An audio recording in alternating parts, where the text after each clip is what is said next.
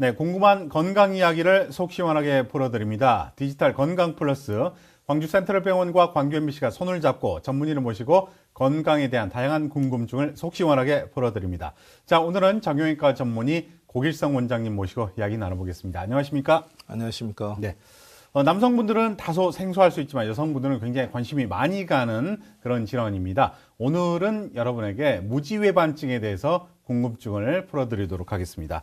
자, 무지외반증이 어떤 건지 그 개념부터 설명을 해 주시죠.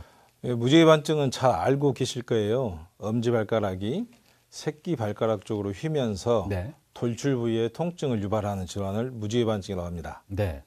제가 얼마 전에 실제적으로 그 시니어 모델하고 식사를 했는데 거기가 이제 신발을 벗는 장소였는데 그분이 엄지발가락이 심하게 휘어 계시더라고요. 그래서 저게 뭔가 증상이 있는 것 같은데 하는데 그게 무지외반증인가요? 그렇습니다. 시니어 모델분이 주로 여성일 것으로 생각이 네, 되는데요. 여성분이셨어요. 여성분은 이렇게 굽이 높고 볼이 좁은 높은 하이힐을 많이 신는 경우가 많을 겁니다. 네. 그러신 분들이 무지외반증 확률이 높다고 알려져 있습니다. 네네. 자, 그렇다면 무지외반증이 선천적인 요인과 후천적인 요인으로 나누어진다고 하는데 어떻게 요인을 구분해 볼 수가 있을까요? 선천적인 요인은 내재적인 원인이겠죠. 네. 유전적인 요인이 있다든지 아니면 본인이 평발을 갖고 있다든지 네네. 아니면 전신 인대 이완증이라 해서 이렇게 인대가 굉장히 유연하신 분이 있거든요. 그러신 분들은 무지외반증 확률이 높습니다. 네. 외적인 원인은 방금도 이야기했지만 볼이 좁고 굽이 높은 하이힐 같은 것을 많이 네네. 신었을 때 생기는 것이 외적인 원인이 되겠습니다. 네네. 그래서 주로 여성분들이 이 무지외반증이 남성들보다 상당히 많이 나타나는 것으로 볼 수가 있을 텐데요. 자, 무지외반증의 진단 기준이라고 한다면 어떤 것들을 해볼 수가 있을까요? 무지외반증 진단은 비교적 쉽게 할 수 있습니다. 네. 엑스레이 한 장이면 아. 이렇게 발이 휜 정도 가지고 네네. 이렇게 진단을 할 수가 있고요. 보통 20도 미만.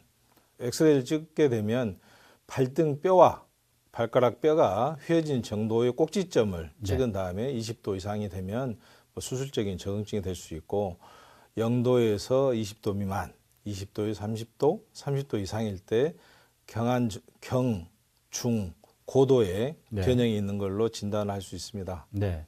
그렇다면 무지외반증에서 생기는 게 이제 눈에 띄는 증상이면 무지외반증이나 쉽게 알 수가 있는데 그 이외에 육안으로 보기 힘든 미세한 그런 증상들도 있을 것 같은데 몸에 다른 이상 신호가 나타난다면 어떤 것을 가늠해 볼 수가 있을까요? 네, 이렇게 무지외반증이라고 하게 되면 엄지발가락의 기능이 5 이상입니다. 네. 그렇기 때문에 무지외반증이 있으면 엄지 기능이 5 미만으로 떨어지기 때문에 두 번째, 세 번째 그 바깥쪽으로 이렇게 힘이 쏠리게 됩니다. 그렇기 때문에 발목도 아플 수가 있고 무릎도 아플 수가 있고 허리까지 아프게 됩니다. 아하. 그래서 보통 돌출 부위 통증뿐만 아니고 그런 여러 부분에 통증이 있을 때 병원을 찾게 됩니다. 네.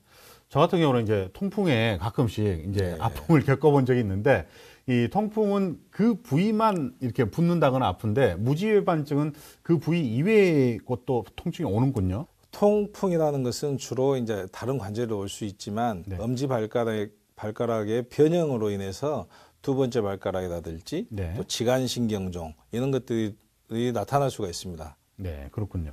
자, 무지외반증 그렇다면 치료를 어떻게 하면 가능한지 말씀을 해주시죠. 무지외반증 치료는 시중에 인터넷이나 홈쇼핑 같은 곳에 많은 교정기 같은 것이 나와 있습니다. 예, 발가락 사이에 이렇게 끼워가지고 그걸 그렇습니다. 판매를 하더라고요. 그런데 통증은 좀 줄일 수 있으나 근본적으로 교정은 되지 않습니다. 네. 코어 근육이라는 내재근 운동 같은 것을 하게 되면 좀 변형을 늦출 수가 있고요. 보조기 같은 것을 하게 되면 일단 돌출 부위 통증은 좀 마찰은 줄기 때문에 통증이 일시적으로 이렇게 좋아질 수 있고 약도 좀 드시면 통증은 좋아질 수 있으나 근본적인 것은 기울어진 뼈를 교정을 해줘야 됩니다. 네, 그 교정 방법은 수술적 치료, 비수술적 치료 이렇게 다양할 것 같은데 어떻게 치료가 가능하죠? 방금 말했듯이 이렇게 약을 드신다든지 코어 근육 운동을 한다든지 보조기를 좀 착용한다고 하면 일시적인 통증이 완화가 있고요. 수술적으로 교정하는 것은 기울어진 뼈를 반드시 세우는 수술 방법인데요. 그 방법은 아주 여러 가지가 있습니다. 고정하는 방법도 여러 가지가 있고 이렇게 뼈를 교정하는 절골 부위에 따라서도 여러 가지가 있기 때문에 네네. 지금은 알려진 방법은 100여 가지 수술법이 있다. 야. 그렇게 이야기를 합니다. 그래서 예전에는 이렇게 절개를 통해서 수술을 했기 때문에 통증도 더 많고 네. 출혈도 있을 수 있고 고정 기간도 좀 더 길고 그런 방법이 있었는데요. 최근엔 최소 침습 수술이 곽광을 받고 있습니다. 네, 그게 뭐죠? 최소 침습 수술이라는 것은 예전에는 우리 의료용 톱이라 할까요? 미세한 톱이 있었는데 그것이 네네. 보통 톱 면이 한 1cm 정도 됐거든요. 네네, 이 정도. 네, 예. 그렇습니다. 지금은 미세 침습이라 하는 것은 침 같은 침을 통해 침으로 절골 부위를 절골하기 때문에 한 2mm 정도의 네네. 상처 두세 곳을 내서 교정을 네. 할 수가 있습니다. 우리가 이제 팔꿈치라든가 다른 곳 수술할 때 관절경을 통해서 수술을 한다고 하잖아요. 네네. 그 정도로 미세하게 절개를 하기 때문에 통증이 별로 없겠군요. 그렇습니다. 어쩌게 보면 그 관절경보다 더 적은 네네. 상처를 가지고 절골해서 교정을 합니다. 네네. 그 밖에도 최소 침습 수술의 장점이라면 어떤 것들이 있을까요? 그야말로 최소 침습이기 때문에 네.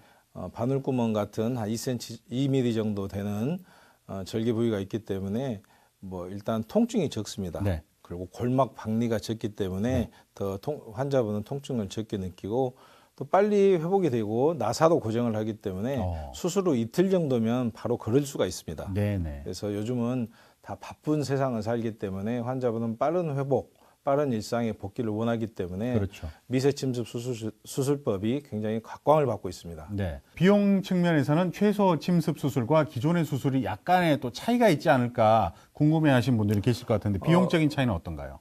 어떻게 보면 그런 궁금점이 있을 수 있지만은 네. 비용의 차이는 없습니다. 어. 사실 저희가 준비해야 될 그런 이렇게 미세 침습 수술 기구가 병원에 부담이 되지 환자한테는 더 부담은 되지 않습니다. 네네. 정말 회복 기간도 빠르다고 하니까 여러분들 걱정하지 마시고 이런 수술적 치료도 고려를 해보시면 좋을 것 같습니다. 치료 후에 그렇다면 이제 계속해서 이제 나 치료가 됐으니까 하고 다시 뭐 좁은 하이힐을 신는다거나 또 무리를 한다거나 그러면은 재발 가능성도 있을 것 같은데 그럴 가능성도 배제할 수 없나요?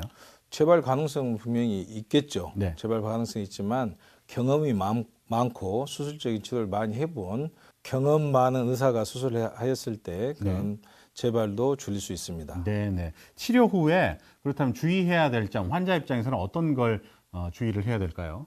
별 주의할 점은 없고요. 네. 의사의 지시대로 순응하시면 특별하게 재발 없이 다 나을 수 있습니다. 네네. 자, 앞으로도 이제 좀, 나이가 젊으신 여성분들을 포함해서 무지외반증을 예방할 수 있는 생활 습관이 있으면 간단하게 말씀을 해 주시죠. 무지외반증을 예방할 수 있는 방법은 비교적 볼이 넓고 편한 신발을 신으신 것을 강력히 추천을 드립니다. 네. 결국 무지외반증이 있는 여성들은 주로 유전적인 요인도 있지만 네. 볼이 좁고 높은 힐을 신었을 때 많기 때문에 그런 신발을 착용을 적게 하고 짧게 하는 것이 도움이 됩니다. 네.